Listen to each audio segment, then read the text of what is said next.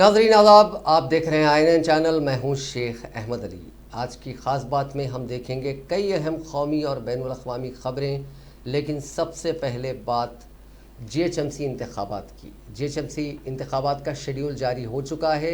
1 दिसंबर को इंतखाबात होंगे, 4 दिसंबर को गिनती होगी। इस मरतबा बल्दी इंतखाबात हुकूमत के गले की हड्डी बनने जा रहे हैं। शायद यही वजह है कि बड़ी ही चौकसी के साथ इंतखाबी शेड्यूल जारी कर दिया गया, वो भी मौजूदा बल्दी काउंसिल की मियाद से 2 माह कबल ही इंतखाबात करवाने का फैसला कर लिया गया। ये शेड्यूल दरअसल वज़ीर आला चंद्रशेखर राव और हुक्मरान तबके पर छाए खौफ की वाज़ेह अलामत है। सैलाब और उसके बाद के हालात ने अवाम में ज़बरदस्त मुखालिफत पैदा कर दी है। इसके अलावा अपोजिशन जमातों की ज़बरदस्त तैयारियों को देखते हुए हुक्मरान जमात बड़ी हद तक कश्मकश में मुब्तला हो गई। ये बात किसी के गले से नहीं उतर रही है कि आखिर 2 महीने कबल इंतखाबात रखने की जल्दी क्या थी। मौजूदा बल्दी काउंसिल की मियाद फरवरी 2021 में ख़त्म हो रही है और जनवरी या फरवरी के अवाइल में भी इंतखाबात रखने की गुंजाइश है। इसके अलावा कोरोना का बहरान पूरी तरह ख़त्म नहीं हुआ। अवामी मसाइल की एक तवील फेरिस्त हल तलब है। इसके अलावा सैलाब के बाद से नए मसाइल खड़े हुए हैं, लेकिन फिर भी रियासती हुकूमत चाहती है कि बल्दी इंतखाबात जल्द हो जाएं। पिछले चंद हफ्तों में हालात पर नज़र डालें तो इस फैसले की वजूहात भी आसानी से समझ आ जाएंगी। हुक्मरान जमात पिछले 1 साल से ही बल्दी इंतखाबात को नज़र में रखते हुए इक़दामात करती आई है और यही वजह है कि वो बल्दी काउंसिल पर अपने कब्ज़े के बारे में मुतमईन थी। तमाम ही कॉरपोरेटर्स अपने दोबारा जीत के बारे में पुरअज़्म दिखाई दिए, लेकिन अक्टूबर का महीना तमाम कोशिशों पर पानी फेर देने वाला साबित हुआ। तारीखी सैलाब ने तमाम रिकॉर्ड तोड़ दिए। लोगों का जानी और माली नुकसान हुआ। कई बस्तियां पानी में डूब गईं। ये जदीद तारीख में शहर के लिए भी पहला तजुर्बा था। लेकिन सैलाब के हालात से निपटने में हुकूमत की कारकर्दगी पर सवाल खड़े हो गए। जिन इलाकों में अवाम मसाइल से दो चार थे, उनको वक्त पर मदद नहीं दी गई। सैलाबी पानी की निकासी में भी तसाहली बरती गई। सैलाब मुतासरीन की राहत कारी में भी बल्दी हुक्काम की नाकामी ने अवाम में बरहमी पैदा कर दी। कई जगह हुकूमत की जानिब से ऐलान करदा 10,000 रुपये की रकम भी शफाफियत से तकसीम नहीं की गई। कई बस्तियों से पानी की निकासी नहीं की गई। हज़ारों लोग 2 माह से ज़्यादा अरसे तक अपने घरों से बेदखल रहे। मौजूदा कॉरपोरेटर्स के काम से अवाम सख्त नाला हैं। आम हालात अपनी जगह, लेकिन कम से कम सैलाब के बाद ही सही अवाम को नुमाइंदों से उम्मीद थी। जबकि दूसरी जानिब इस मरतबा अपोजिशन की ज़बरदस्त तैयारियों ने भी हुकूमत के हवास गुम कर दिए। कांग्रेस और दीगर पार्टियों की जानिब से ज़ोरदार तैयारियों के पेश नज़र हुक्मरान जमात में काफ़ी बेचैनी देखी गई। हुक्मरान जमात की 1 साल से जारी गैर एलानिया इंतखाबी मुहिम नाकामी से दो चार होती हुई मालूम हुई। ऐसे में इलेक्शन कमीशन का सहारा लिया गया और जल्द से जल्द बल्दी इंतखाबात का शेड्यूल जारी कर दिया गया। हुक्मरान जमात के अलावा दीगर सियासी जमातों को भी इस बात का थोड़ा अंदाज़ा ज़रूर था कि वज़ीर आला चंद्रशेखर राव कभी भी इस तरह का पैंतरा खेल सकते हैं। इसीलिए पिछले कुछ अरसे से अपोजिशन कैंप में भी काफ़ी हलचल देखी गई। सैलाब मुतासरीन की मदद और दीगर राहतकारी कामों में अपोजिशन कायदीन ने बड़े काम करते हुए अवाम का एतमाद हासिल किया। इससे कबल भी दीगर मसाइल पर अपोजिशन कायदीन ने चौकसी दिखाई। ऐलान तो कर दिया गया, लेकिन अब इन इंतखाबात का इनेकाद भी एक चैलेंज से कम नहीं है, क्योंकि इंतज़ामिया और अमला इन इंतखाबात के लिए तैयार नहीं है। राय दहिंदों की फेरिस्त में काफ़ी खामियां हैं। इसके अलावा बैलेट पेपर पर राय दही की जा रही है। इसके लिए भी ज़रूरी ट्रेनिंग के लिए वक्त काफ़ी कम है। इतने कम अरसे में इंतखाबात शायद ही किसी बल्दिया के हुए होंगे और शहर हैदराबाद जैसे अहम बल्दी काउंसिल के इंतखाबात के लिए तकनीकी तौर पर सिर्फ 5 या 6 दिन ही इंतखाबी मुहिम के लिए दिए जा रहे हैं। हुकूमत चाहती है कि किसी भी अपोजिशन जमात को इंतखाबी मुहिम चलाने का मौका ही ना मिले। याद रहे कि साबिक़ में असम्बली इंतखाबात भी मियाद की तकमील से 6 माह कबल ही करवा दिए गए थे, जिसके नतीजे में अवामी राय का वाज़े इजहार नहीं हो सका और अपोजिशन को किसी भी तरह की तैयारी का मौका नहीं दिया गया। बल्दी इंतखाबात के लिए भी बिल्कुल वही हिकमत अमली इख्तियार की जा रही है। इसमें अवाम को सिर्फ ये फ़ायदा होगा कि कुछ मखसूस पार्टियां जो फ़िरका वाराना माहौल पैदा करना चाह रही थी, उन्हें नाकामी होगी, लेकिन इसका हुक्मरान जमात को भी कोई ख़ास फ़ायदा नहीं मिल पाएगा।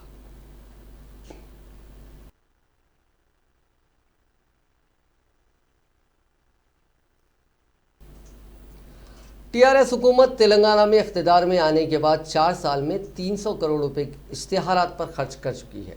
आरटीआई दरखास्त में इस बात का इंकशाफ हुआ है। Society for safety and public and good governance की तरफ से दायर दरखास्त के जवाब में हुकूमत ने ये तफसीलात पेश की हैं। जून 2014 से अक्टूबर 2018 तक चंद्रशेखर राव हुकूमत ने अखबारात, टीवी चैनल, होर्डिंग्स और दीगर तरीक़ों के इश्तिहारात पर 300 करोड़ रुपए खर्च किए हैं। अब आप अंदाज़ा लगा सकते हैं कि स्कीमात पर खर्च करने के लिए हुकूमत के पास पैसे नहीं है, लेकिन इश्तिहारात के लिए काफ़ी पैसे हैं। अब ऐसे में बल्दी इंतखाबात वो जब चाहे करवा लें, कामयाबी वाज़े नज़र आती है। सैलाब मुतासरीन के लिए इमदादी रकम उनके बैंक अकाउंट्स में जमा करवाने के ऐलान के बाद शहर के मी सेवा सेंटर्स के पास आवाम का हुजूम देखा जा रहा है। रियासती वजीर इंफॉर्मेशन टेक्नोलॉजी KT रामाराव ने सैलाब मुतासरीन की इमदादी रकम 10,000 रुपये रास्त उन तक पहुँचाने के लिए मी सेवा के ज़रिए ऑनलाइन दरखास्तें दाखिल करने की ख्वाहिश की थी, जिसके बाद उन सेंटर्स पर आवाम का हुजूम देखा जा रहा है। कई मकामात पर आवाम के हुजूम पर काबू पाने के लिए पुलिस को मुतय्यन किया गया है। सुबह 6 बजे से ठहरे हुए पूरे सुबह 6 बजे से लाइन लगा के ठहरे हुए, टोकन 8 बजे से शुरू कर रहे हैं। टोकन मिलने के बाद में भी कई पब्लिक के पाकेटा भी मार दे रहे हैं। यहाँ पर पब्लिक जो पैसे लेने के वास्ते आ रहे हैं वो पैसे भी कहे तो जो जेब में है वो भी घुमा के जा रहे हैं। इतना रश है, सो देख के 8-10 टेबल आ लाइन से डाल दो, आधी पब्लिक आधी वहाँ में जल्दी एडजस्टमेंट हो जाता, उसमें पब्लिक को भी सहूलत मिलती ना थोड़ी सी। आप दे रहे हैं, अच्छा काम कर रहे हैं, खुशी भी, सबकी दुआ ले रहे हैं, आप नहीं बोल के नहीं। वो चक्कर हो गई सुबह से, अभी तक गेट नहीं खुले। सुबह 6 बजे से ठहरे हुए हैं, छोटे छोटे बच्चों को छोड़ के अभी तक गेट भी नहीं खोले, अभी फार्मा भी नहीं लिए, ठहरे हुए हैं भूखे प्यासे, बीमार है। शुगर टेबल सिस्टम कर दो, 8-10 टेबल डाल के थोड़ी पब्लिक उधर एकदम दब जा रहे लोग, एक दूसरे को भाग, छोटे छोटे बच्चे हैं भूखे बलक रहे हैं वहाँ पे। फोन भी चोरी कर लिए हमारा, औरत का फोन चोरी कर लिए, फोन भी काट के चोरी कर लिए सुबह में लाइन में। किसका? एक औरत का। 5-6 बजे से खड़े हुए, 2-3 तो देते बोलो, नहीं तो बोलो घर भी गया, पानी भी गए, घर भी गए, 2-3 तो दो, नहीं तो मत दो, पब्लिक को परेशान न करो, समझे। जब वोटिंग आया तो खड़ेंगे तो जब देखेंगे हमें भी। आप कितने बजे से खड़ा है यहाँ पर? 6 बजे से खड़े बैठे टांग से मैं। काम बताओ। अरे को काम देखो, यहीं से देखो, घर में दूर भी नहीं है, देखो फार्म भरा के खड़े हैं, देखो मैं देखो, चप्पल लेके मारो मेरे को, देखो नहीं मैं लंगड़ी बेटा तो बात नहीं आती, मैं काम पे जाती हूँ, आदमी कभी काम करते कभी नहीं करते, सब लाके दिए भी नहीं। हाँ, कब से ठहरे हुए तुम लोग यहाँ पर? कितने बजे से? थोड़ा देर से ठहरे, 4 घंटे होगा ठहर के फॉर्म भरा, कहीं भी ठहरने नहीं दे, पूरा फॉर्म भरा के ले। कि मैं चंद्रसेना पार्टी का सोशल वर्कर हूँ, मैं मल्लापल्ली डिवीज़न का प्रेसिडेंट हूँ। मैं ये चाहो तो मिनिमम 10 ऑनलाइन क्या बोलते मी सेवा को गया था, काम बोलते वहाँ पब्लिक पूरे लाइन से ठहरे, और क्या बोलते ये रिलीफ फंड है ना, 10,000 रुपये दिया बोल के सबको बोले, मगर वहाँ पे उन लोगों को क्या दे रहे मालूम, लोकल लीडर्स 5,000, 2,000, 3,000 रुपये दे के बाकी के जेब में डाले थे।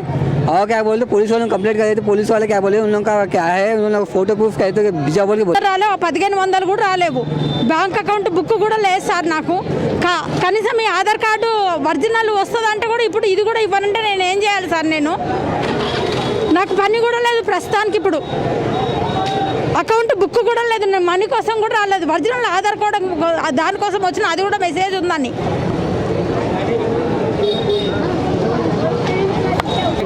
हाँ, हमारा कोई भी नहीं है, माँ बेटा 2 हैं, पैसा देंगे मगर सेवा करने वाला कोई नहीं है, घर नहीं है। हाँ, हम कैसा जीना, अब हमारे को चलने नहीं आ रहा। हाँ, किसको क्या बोलना भला, सारी दुनिया को लेकर क्या करूँ। 12 बजे से ठहरी हूँ। 12 बजे से ठहरे हुए? हाँ। तो आपको अंदर नहीं भेजे अभी तक? नहीं। आपको क्या बोले, 10,000 रुपये देते बोले, कल फॉर्म भर को गई, हाँ, तो वो टोपन नहीं दिए, मेरे को समझ में नहीं आ रहा, मैं पागल हो गई हूँ।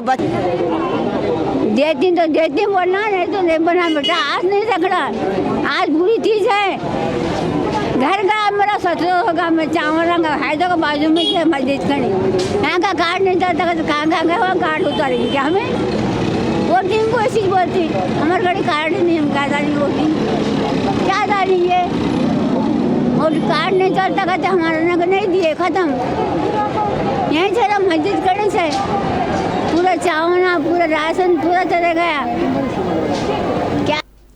तबलीगी जमात के खिलाफ मीडिया की तरफ से नफरत अंगेज फ़िरका वाराना और फर्जी खबरों की नशर के मामले में सुप्रीम कोर्ट ने मरकज़ी हुकूमत के ज़रिए दाखिल किए गए जवाब पर नाराज़गी का इजहार किया। अदालत उज़्मा ने कहा कि अगर इलेक्ट्रॉनिक मीडिया के ज़रिए फैलाई जा रही फर्जी खबरों पर हुकूमत लगाम नहीं लगा सकती तो मजबूरन ये जिम्मेदारी किसी और एजेंसी को सौंपनी पड़ सकती है। वाज़ेह है कि मीडिया की तरफ से निज़ामुद्दीन मरकज़ को निशाना बनाने वाली फ़र्ज़ी रिपोर्टिंग के खिलाफ सुप्रीम कोर्ट में 4 अर्जियाँ दाखिल की गईं। उन अर्जियों को जमीयतुल उलमाए Hind, Abdul Quddus Lashkar, DJ Delhi federation of मसाजिद और मदारिस और पीस पार्टी की जानिब से दायर किया गया। अर्जियों में कहा गया कि मरकज़ और तबलीगी जमात के मामले में मीडिया ने झूठी और गुमराहकुन खबरें नशर की और मुल्क के अक्सरियती तबके को अक़लियतों के खिलाफ मुश्तइल किया। Cable TV network regulation act की दफ़ा 19 और 20 के तहत हुकूमत को ये इख्तियार हासिल है कि वो इस तरह की खबरें फैलाने वाले चैनलों के खिलाफ कार्रवाई करे, लेकिन हुकूमत खामोश तमाशाई बनी रही। इस मामले पर दाखिल जवाब में मरकज़ी हुकूमत ने कहा कि जो शिकायत इसे मौसूल हुई है उनमें किसी मखसूस रिपोर्ट का हवाला नहीं दिया गया बल्कि पूरे इलेक्ट्रॉनिक मीडिया पर तबसरा किया गया। ऐसे में कार्रवाई कर पाना मुमकिन नहीं था। मरकज़ी हुकूमत ने यह भी कहा कि वो मीडिया की आज़ादी की हिफाजत करना चाहती है, इसीलिए काम में दखल नहीं देती। Chief justice S.A. बोबड़े की सरबराही वाली बेंच ने मंगल के रोज़ होने वाली समाअत के दौरान मरकज़ी हुकूमत के इस जवाब पर बरहमी का इजहार करते हुए कहा कि हमने पूछा था कि cable TV network regulation act से ऐसे मामलों को किस तरह रोका जा सकता है। अब तक मौसूल होने वाली शिकायत पर आपने क्या कार्रवाई की, लेकिन आपका जवाब दोनों ही सवालों पर कुछ नहीं कहता। अपने जवाब में बेहतरी लाएं। अगर इस कानून के तहत कोई निज़ाम तश्कील नहीं दिया जा सकता तो हमें किसी और एजेंसी को ये काम सौंपना पड़ सकता है। मरकज़ी हुकूमत की तरफ से पेश होने वाले सॉलिसिटर जनरल तुषार मेहता ने हुकूमत का दिफा करते हुए कहा कि कानूनन हुकूमत के पास फर्जी और शरंगेज़ खबरों के खिलाफ कार्रवाई करने के पूरे इख्तियारात मौजूद हैं और वो इस मसले पर तफसीली हलफनामा दाखिल करेंगे। इसके बाद अदालत ने इस मामले की समाअत को 3 हफ्तों के लिए मौखर कर दिया। लव जिहाद के मामलों में सख्त सज़ा को लेकर मध्य प्रदेश हुकूमत ने धर्म स्वतंत्रता बिल 2020 नाम से कानून लाने जा रही है। वज़ीर दाखिला नरोत्तम मिश्रा ने साफ कर दिया कि हुकूमत ड्राफ्ट बना चुकी है, यानी दिसंबर या जनवरी के असेंबली सेशन में इसे पास कराकर सदर जमहूरिया को मंजूरी के लिए भेजा जाएगा। संघ बीजेपी इस कानून के हक में है, इसीलिए 2 से 3 महीने में ये लागू हो सकता है। हालांकि ऐसा नहीं है कि ये कोई नया कानून है, बल्कि बदलाव के साथ इसे लाया जा रहा है। मध्य प्रदेश में धर्म स्वतंत्रता अधिनियम नाम से 1968 में कानून बना हुआ है। हुकूमत के पास कानून में तरमीम का भी ऑप्शन था, लेकिन वो नया कानून लाने की बात कर रही है। वज़ीर दाखिला ने यही दोहराया है। शिवराज सरकार के वज़ीर लव जिहाद के खिलाफ ये कानून बता रहे हैं, लेकिन लव जिहाद लफ्ज़ कानूनी अमल में कैसे शामिल होगा ये सवाल बना हुआ है। मज़हब तब्दील करने के लिए कलेक्टर से पहले इजाज़त लेने को ज़रूरी किया जा रहा है, पहले ऐसा नहीं था। अभी सिर्फ मज़हब तब्दील कराने वाले ही मुल्ज़िम माने जाते हैं। नए कानून में अब ज़बरदस्ती या दीगर तरह से मज़हब तब्दील कर शादी करने वाले के माँ बाप, भाई बहन और रिश्तेदारों और बाकी मददगार भी मुल्ज़िम बनाए जाएंगे। नए कानून में शादी करने या मज़हब तब्दील करने पर रोक नहीं है। नया कानून लालच देकर, ज़बरदस्ती से बहला फुसलाकर, डरा धमकाकर, फ्रॉड या झूठ बोलकर शादी करने के खिलाफ है। नए कानून में गैर ज़मानती जुर्म होने की वजह से 5 साल की सज़ा हो सकेगी। पहले ये सज़ा 2 साल की थी। 10,000 रुपये तक जुर्माना भी हो सकता है। तो आपकी भाषा में लव जिहाद कहते हैं। ये हमारा धर्म स्वातंत्र मध्य प्रदेश धर्म स्वातंत्र विधेयक अब 2020 की हम तैयारी कर रहे हैं विधानसभा में लाने की, और इसमें हम तय कर रहे हैं कि जो प्रलोभन और बहकावा, फ्रॉड, बलपूर्वक शादी और धर्मांतरण कराने पर 5 साल का कठोर कारावास, इस अधिनियम में हम रख रहे हैं।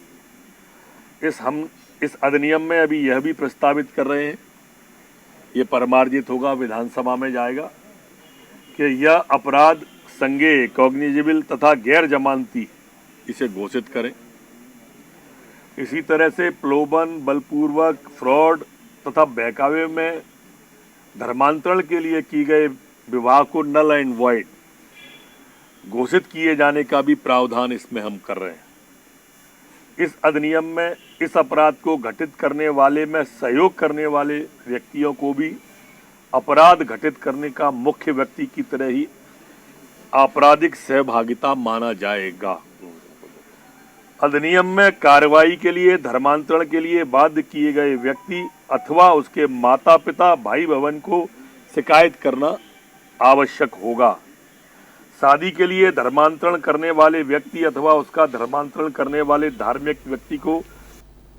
कांग्रेस के साबिक सदर राहुल गांधी ने बिहार के जिले वैशाली में लड़की को जिंदा जलाने का मामला पसे पुस डालने के सिलसिले में हुकूमत को सख्त हदफ तनकीद बनाते हुए मंगल के रोज कहा कि इंतखाबी मफादात के लिए गुड गवर्नेंस की नकली बुनियाद खिसकने से बचाने के लिए गैर इंसानी इक़दाम ज़्यादा बड़ा जुर्म और ख़तरनाक रविश है। राहुल गांधी ने कहा कि यह वाक़या बिहार असेंबली इंतखाबात के दौरान हुआ था और रियासती हुकूमत ने गुड गवर्नेंस की अपनी झूठी तशहीर पर पर्दा डालने और वोटरों को गुमराह करने के लिए खतरनाक कदम उठाया। राहुल गांधी ने ट्वीट किया कि किसका जुर्म ज़्यादा खतरनाक है, जिसने ये गैर इंसानी फेल किया या जिसने इंतखाबी फ़ायदे के लिए उसे छुपाया ताकि इस बदहुक्मरानी पर अपने झूठे बेहतर हुक्मरानी की बुनियाद रख सके। कांग्रेस के रहनुमा ने इस ट्वीट के साथ बिहार के हाजीपुर डेडलाइन से छपी एक खबर को पोस्ट किया, जिसमें कहा गया कि रियासती असेंबली इंतखाबात का माहौल ख़राब ना हो, लिहाजा पुलिस ने मुस्लिम लड़की को जिंदा जलाने का मामला दबा दिया। ताज़ा तरीन मौसूल होने वाली खबर के मुताबिक पुलिस ने लड़की को जिंदा जलाने के मामले में वारदात के 17 दिन बाद कार्रवाई करते हुए मुलजिम चंदन राय को गिरफ्तार कर लिया। वारदात के 15 दिन बाद लड़की की मौत वाक़ई हुई और उसके अहले खाना लगातार इंसाफ के लिए गुहार लगा रहे थे। चंदन के खिलाफ मुतासरा के अहले खाना ने नामजद एफआईआर दर्ज कराई थी। वज़ीर दाखिला अमित शाह ने जम्मू कश्मीर में लामबंद हो रही अपोजिशन पार्टियों को आड़े हाथों लेते हुए आज कहा कि कांग्रेस और गुपकर गैंग जम्मू कश्मीर को एक बार फिर से दहशत और अफरा तफरी के दौर में ले जाना चाहते हैं। गुपकर इंतखाबी मंशूर के सिलसिले में जम्मू कश्मीर में जारी सरगर्मियों के सिलसिले में अमित शाह ने आज सिलसिलावार ट्वीट करके उन सभी पार्टियों की सख्त मजम्मत की और कहा कि ये चाहते हैं कि गैर मुल्की ताकतें जम्मू कश्मीर में मुदाखलत करें।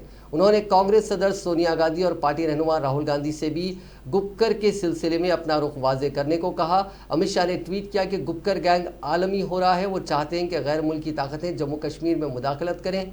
गुपकर गैंग ने हिंदुस्तान तिरंगे की तौहीन की है। क्या सोनिया जी और राहुल जी गुपकर गैंग के इन इक़दामात की हिमायत करते हैं? उन्हें मुल्क के लोगों के सामने अपना रुख वाजे करना चाहिए। उन्होंने कहा कि कांग्रेस और गुपकर गैंग कश्मीर को एक बार फिर से दहशत और उथल पुथल वाले दौर में ले जाना चाहते हैं। वो दलितों, ख़वातीन और क़बायलियों के हुकूक़ को छीनना चाहते हैं, जो हमने आर्टिकल 370 को हटाकर यकीनी बनाए हैं। जम्मू कश्मीर के साबिक वज़ीर आला उमर अब्दुल्ला ने मंगल के रोज़ वज़ीर दाखिला अमित शाह के अवामी इत्तेहाद को गुपकर नोटिफिकेशन को गैंग करार देने के तबसरे पर शदीद रद्द-ए-अमल का इजहार किया और कहा कि मायूसी सियासी इत्तेहाद से आइंदा बल्दियाती इंतखाबात लड़ने के फैसले से मायूसी का बाज़ बनी है और बीजेपी और उसके इत्तेहादियों को इससे काफ़ी तकलीफ हो रही है। शाह की जानिब से सिलसिलावार ट्वीट्स पर रद्द-ए-अमल का इजहार करते हुए उमर, जो नेशनल कॉन्फ्रेंस के नायब सदर भी हैं, उन्होंने कहा कि हम गैंग अमित शाह जी नहीं हैं, हम जायज़ सियासी इत्तेहाद हैं जो इंतखाबात लड़ चुके हैं और इलेक्शन लड़ते रहते हैं। आपको मायूसी हुई है। नौ तश्कील शुदा जम्मू कश्मीर अपनी पार्टी की पर्दापोशी करते हुए उमर ने कहा कि मैं मोहतरम वज़ीर दाखिला के इस हमले के पीछे मायूसी को समझ सकता हूँ। उन्होंने बताया कि अवामी इत्तेहाद इंतखाबात का बाइकआउट करने की तैयारी कर रहा है। बीजेपी और नई बनी किंग की पार्टी को जम्मू कश्मीर में आज़ादाना तौर पर चलाने की इजाज़त दी है। अब बात कोरोना वायरस की। दुनिया में कोरोना मरीजों का आंकड़ा आज 5,55,23,353 हो गया। 3,86,00,000 से ज़्यादा लोग ठीक हो चुके हैं। अब तक 13,35,370 लोग जान गंवा चुके हैं।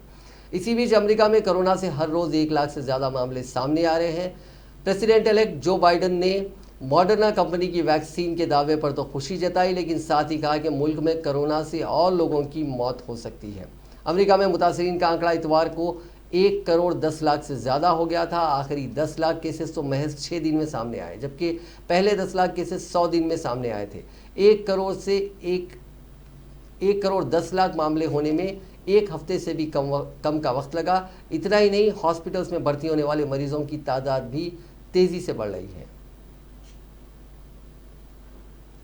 हिंदुस्तान में कोविड-19 वबा की हालत के बारे में मरकज़ी वजारत सेहत और हिंदुस्तानी तिब्बी तहकीकाती काउंसिल यानी ICMR ने आज एक प्रेस कॉन्फ्रेंस करते हुए कहा कि हिंदुस्तान में कोरोना की वजह से हर 10 लाख आबादी में 94 अमवात दर्ज की गई हैं। वजारत सेहत के सेक्रेटरी प्रशांत भूषण ने बताया कि मुल्क में अब तक 82,90,000 अफराद इन्फेक्शन का शिकार हो चुके हैं। उन्होंने कहा कि बहुत से तरक्की याफ्ता ममालिक ऐसे हैं जहाँ हर 10 लाख आबादी में 500 से 600 अमवात दर्ज की गई हैं। वजारत सेहत ने कहा कि पिछले 10 दिन से मुल्क में रोज़ाना कोविड-19 के 50,000 से भी कम केसेस आ रहे हैं। अब तक मुल्क में 12 करोड़ 65 लाख नमूनों की जांच की जा चुकी है और इन्फेक्शन की शरह भी कम होकर 7.01% पर आ चुकी है। नए मरीजों के मुकाबले में ज़्यादा मरीज ठीक हो रहे हैं। पिछले 24 घंटों के दौरान 29,163 नए केसेस दर्ज हुए हैं और 40,791 मरीजों ने कोरोना को शिकस्त दी है। फिलहाल 4,53,401 मरीज हैं जो एक्टिव केसेस हैं, यानी उनका इलाज चल रहा है और इनका परसेंटेज सिर्फ 5.11% है। वजारत ने कहा कि पिछले 2 दिन से मुल्क में रोज़ाना तकरीबन 30,000 मामले आ रहे हैं। पिछले 10 दिनों में लगातार 50,000 से कम मामले आए हैं। वजारत के मुताबिक इससे जाहिर होता है कि एक बड़ी आबादी ने कोविड-19 के हवाले से मुनासिब तर्ज अमल अपनाया है। यूरोप के कई ममालिक और अमेरिका में तेज़ी से बढ़ते हुए केसेस के पेश नज़र हिंदुस्तान में इन्फेक्शन के वाक़यात का कम होना बहुत अहम बात है। मुल्क में 82,90,370 अफराद के ठीक होने के साथ ही बाजियाबी की शर्त यानी रिकवरी रेट 93.42% हो गया है।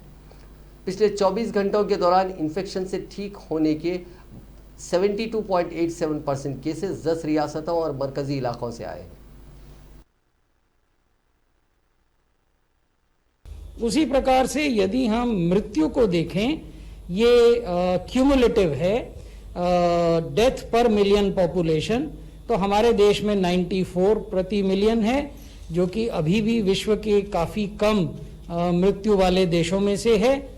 अनेक विकसित देश ऐसे हैं जहां ये 600, 700 और उससे भी ज़्यादा प्रति मिलियन पॉपुलेशन का है। जिस प्रकार से हमने आपको नए केसेस का पिछले सप्ताह का आंकड़ा बताया था, उसी प्रकार नई मृत्यु के अगर हम आंकड़े देखें केवल पिछले सप्ताह के विश्व में, तो हमारे देश में 3 मृत्यु प्रति मिलियन पॉपुलेशन हुई। यानी हमारे यहाँ जो मृत्यु की दर है कोविड से वो लगातार घट रही है। लेकिन अनेक देश ऐसे हैं वेस्टर्न वर्ल्ड में जहाँ की ये संख्या लगातार बढ़ रही है और 25, 40, 60 मृत्यु प्रति मिलियन पॉपुलेशन पिछले एक सप्ताह में। तेलंगाना में कोविड-19 के 952 नए मामला दर्ज किए गए हैं, जिसके बाद रियासत में मामलात की तादाद बढ़कर 2,58,828 हो गई है। रियासत में बहैसियत मजमूई अमवात की तादाद बढ़कर 1,410 हो गई है, क्योंकि गुज़िश्ता 24 घंटों के दौरान मज़ीद 3 अमवात हुई हैं। महकमा सेहत की जानिब से जारी करदा बुलेटिन में कहा गया है कि रियासत में 1,602 अफराद रुबे सेहत हुए हैं, जिसके बाद रियासत में अब तक इस मर्ज से रुबे सेहत होने वालों की तादाद बढ़कर 2,43,686 हो गई है। रियासत में एक्टिव केसेस की तादाद 13,732 है, जिनमें 11,313 मरीज घरों पर या फिर अस्पतालों में अलग थलग रखे गए हैं, जहां उनका इलाज किया जा रहा है। गुज़िश्ता 24 घंटों के दौरान कोविड-19 के 38,245 मायने किए गए, ताहम 600 नमूनों की रिपोर्ट्स का इंतज़ार है।